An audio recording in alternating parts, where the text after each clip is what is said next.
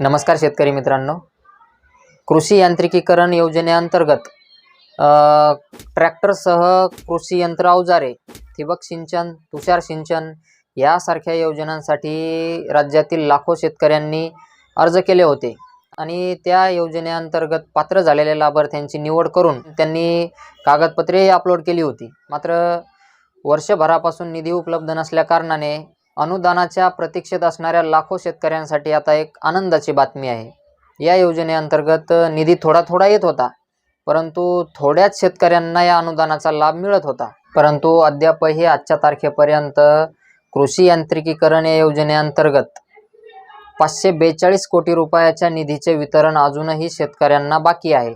आणि याच कृषी यांत्रिकीकरण योजनेअंतर्गत निधी उपलब्ध नसल्या कारणाने नवीन शेतकऱ्यांची निवड करणे आणि त्यानंतर त्यांना पूर्वसंमत्या देणे हे बंद होतं.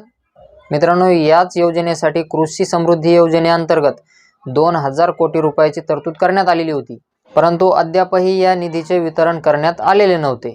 आणि 14 ऑगस्ट 2026 रोजी कृषी समृद्धी योजनेअंतर्गत 2000 कोटी रुपयापैकी 600 कोटी रुपयाचा निधी आता या योजनेकरिता उपलब्ध करून देण्यात आलेला आहे. याच्या अंतर्गत कृषी यांत्रिकीकरण यासाठी 420 कोटी रुपये उपलब्ध करून देण्यात आलेले आहेत.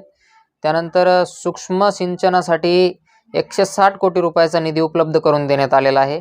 आणि मुख्यमंत्री कृषी अन्न प्रक्रिया योजना यासाठी 20 कोटी रुपयाचा निधी उपलब्ध करून देण्यात आलेला आहे. असा या तिन्ही योजनांसाठी एकूण 600 कोटी रुपयाचा निधी इथं उपलब्ध करून देण्यात आलेला आहे.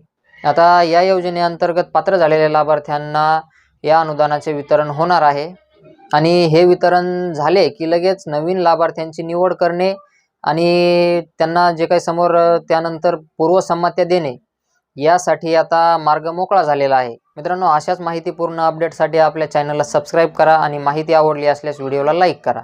धन्यवाद.